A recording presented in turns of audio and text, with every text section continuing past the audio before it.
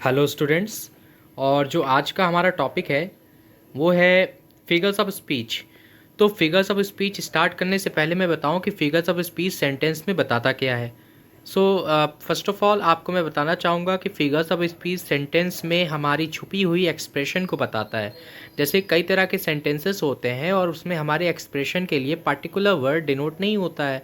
तो figures of speech का काम केवल इतना सा है कि वो सेंटेंस में कई हमारी छुपी हुई एक्सप्रेशंस को बताता है कि वो सेंटेंस का एक्सप्रेशन क्या है। वो कंपैरिजन कर रहा है या फिर किसी को हाईलाइट कर रहा है, आखिर है क्या। ओके। तो फिगर स्पीच का देखो, आप लोग जानते हो, ये पहले से पढ़ते आ रहे हो, हिंदी में आपका अलंकार होता है तो अलंकार का जो इंग्लिश फॉर्म में होता है वो फिगर्स ऑफ स्पीच होता है। ओके। और ये 9th और 10th दोनों क्लास के लिए बहुत इंपॉर्टेंट है, बिकॉज बोर्ड में हर साल इससे क्वेश्चन आते हैं। हम लोग देखेंगे तो पोइट्री सेक्शन में इससे 2 नंबर के क्वेश्चन आते हैं और एक एक दो दो नंबर लाना बहुत इंपॉर्टेंट होता है। तो स्टार्ट करते हैं। देखो, फिगर्स ऑफ स्पीच इंग्लिश में हमें पढ़ना है 7 और 7 to 8 पढ़ना है। और इसको हमें लर्न करने का तरीका बहुत सिंपल है। शैम्पू देख सकते हो, आपके सामने लिखा हुआ है शैम्पू। शैम्पू लाइक SHAMPO, ये ट्रिक है इसको लर्न करने की। शैम्पू मतलब होता क्या है, देखो, S for simile, H for hyperbole, A for, देखो A फॉर जो है वो दो चीज़ यहाँ पे है, एक है एलिट्रेशन और एक है अपस्ट्रॉफी। अपस्ट्रॉफी मैंने यहाँ डिज़ाइन नहीं की, एलिट्रेशन अभी किया है क्योंकि एलिट्रेशन और ज़्यादा इंपॉर्टेंट है। तो A फॉर एलिट्रेशन और apostrophe, M for metaphor, P for personification, O for onomatopoeia and O for oxymoron. इस सब के प्रोनाउंसिएशन आप दोबारा इसको सुन लेना। तो स्टार्ट करते हैं हम लोग सिमली से। ये 7 फिगर स्पीच आपके सामने है, आप इसको नोट कर सकते हो। Okay, let's start about simile. आप देख सकते हो यहाँ पे लिखा है कि सिमली का डेफिनेशन है कि a comparison between two things using as और लाइक। मतलब जब भी हम लोग किसी दो चीज़ों के बीच में कंपैरिजन करते हैं, जब भी हम दो चीज़ों के बीच में कंपैरिजन करते हैं तो वहाँ पर एज या लाइक का यूज़ करते हैं, तब वो सिमली होता है। मतलब जब किसी सेंटेंस में एज या लाइक आएगा तो वो सेंटेंस हमारा कौन सा होगा, सिमली होगा। और एज और लाइक का यूज़ क्या होता है, किसी भी चीज़ को कंपैरिजन करने में यूज़ होता है। आप देख सकते हो यहाँ पे एक गर्ल है और एक सन है। गर्ल का जो स्माइल है वो बताया जा रहा है कि उस सन के जैसे ब्राइट है। गर्ल की जो स्माइल है वो सन के जैसे ब्राइट है।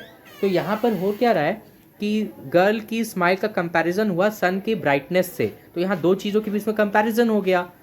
सिंपल है कि यहाँ पे एज और सेंटेंस में आप देख सकते हो एज और लाइक है। तो जब किसी सेंटेंस में एज या लाइक होता है या फिर वो सेंटेंस कंपैरिजन के लिए यूज होता है तो वो हमारा सेंटेंस सिमली होता है। इसकी पहचान सेंटेंस में एज, लाइक या फिर सो, तीनों आप कर सकते हो। अब देखो, जो नेक्स्ट हमें पढ़ना है वो है मेटाफर। मेटाफर का मतलब देखो होता क्या है, मैंने सीक्वेंस थोड़ा इधर उधर किया है क्योंकि इससे कुछ लिंक आप समझोगे। अभी समझो होता क्या मेटाफर। मेटाफर सिमली का अपोजिट होता है।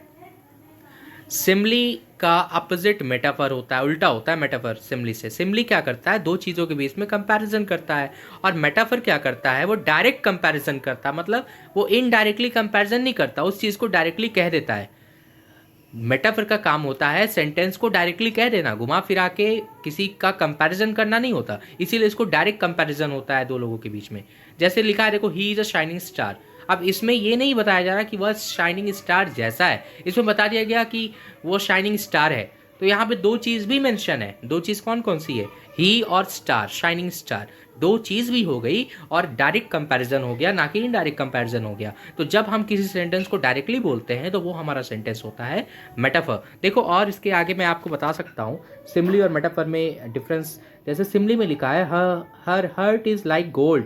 तो देखो, सिमली में लाइक है, कंपैरिजन हो रहा है उसका हर्ट और गोल्ड के बीच में।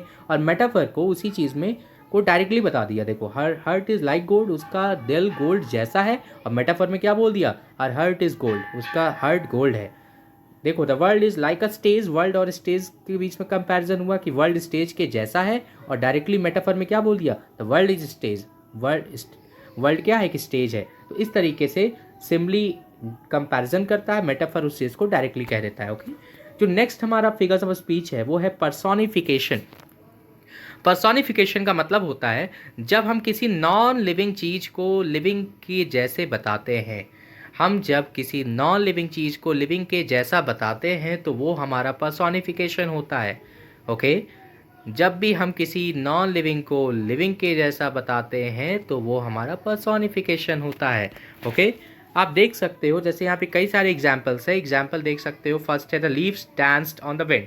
तो पत्ते डांस किए, पत्ते तो नॉन लिविंग है और डांस कौन करता है, लिविंग करता है। तो यहाँ नॉन लिविंग को लिविंग के जैसा बताया गया है, तो ये हमारा हो गया फिगर्स ऑफ पर्सोनिफिकेशन। अभी देखो, द एंग्री सोर वॉज विजिबल।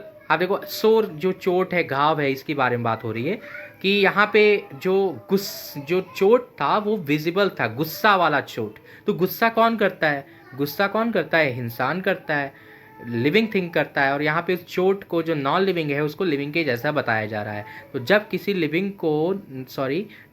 नॉन लिविंग को लिविंग के जैसा बताया जाता है तो वो हमारा पर्सोनिफिकेशन होता है। ओके, जैसे आप कह सकते हो विंड इज डांसिंग, हवा डांस कर रही है। तो हवा कौन कैसे डांस कर सकती है, ठीक है। अब देखो हाइपरबोल।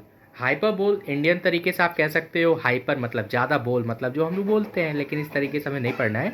हाइपरबोल का मतलब होता है ओवर स्टेटमेंट, बढ़ा चढ़ा कर कहना। एक्सक्रेटेड लिखा हुआ, एक्सक्रेटेड मतलब होता है बढ़ा चढ़ा कर कहा गया चीज़। ओके, जब हम किसी चीज़ को ग्रेटली मैग्नीफाइड, यहाँ देखो दिया है, जो कि बहुत बढ़ा चढ़ाकर हम किसी चीज़ को कहते हैं, शो ऑफ करते हैं, like Dinge हाँकना, that is hyperbole. जब भी हम किसी चीज़ को बढ़ा चढ़ाकर कहते हैं तो हाइपरबोल होता है। एग्जाम्पल देख सकते हो कि इस आदमी को भूख लगी है और वो कह रहा है I am so hungry I could eat a horse. मैं बहुत भूखा हूँ और मैं एक घोड़े भी खा सकता हूँ, एक घोड़ा खा सकता है। अब ये बताओ, एक इंसान एक घोड़े को कैसे खा सकता है, पूरा घोड़ा। ओके, या फिर आप कह सकते हो कि I I put I put whole earth in my bag. मैंने पूरे अर्थ को अपने बैग में रख लिया। तो आप बताओ, कोई भी पूरे अर्थ को अपने बैग में कैसे रख सकता है। तो ये बढ़ा चढ़ा कर कहने वाली बात हो गई। तो ये सारी चीज़ होती है हाइपरबोल। ओके, नेक्स्ट देखो, इसका और ज़्यादा एग्जाम्पल है, the whole world was staring at me, कि पूरा संसार मेरी तरफ घूर रहा था। अब ये बताओ, पूरा संसार एक ही समय एक ही सेकंड में आपकी तरफ कैसे देख सकता है। तो इस तरीके से आपका ये हो गया हाइपरबोल।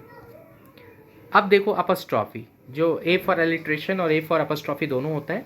तो अपस्ट्रॉफी होता क्या है, जब किसी भी चीज़ को हम लोग एड्रेस करते हैं या बुलाते हैं, एड्रेसिंग समवन, लाइक किसी को याद करते हैं, तो एक्सक्लेमेशन मार्क का यूज़ करते हैं। तो किसी भी सेंटेंस में जब एक्सक्लेमेशन मार्क होता है ना, बहुत सिंपल है, देन अपस्ट्रॉफी होता है। या फिर किसी को याद करते समय, लाइक ओ गॉड, हे, HEY के आगे एक्सक्लेमेशन मार्क लग गया, तो ये सारे हमारे अपस्ट्रॉफी होते हैं। ओके, इसमें ज़्यादा कुछ था नहीं इसलिए मैंने आगे कर दिया।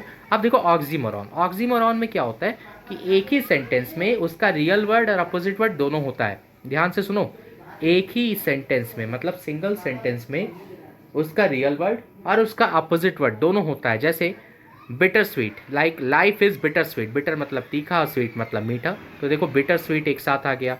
Open secret, this is an open secret, open भी है और सीक्रेट भी है। तो एक ही सेंटेंस में ओपन भी आ गया और उसका उल्टा सीक्रेट भी आ गया। तो जब किसी एक सेंटेंस में कॉन्ट्राडिक्टरी टर्म्स आते हैं, कॉन्ट्राडिक्टरी मतलब एक रियल वर्ड और उसका अपोजिट वर्ड आता है, तो हमारा ऑक्सीमोरॉन होता है।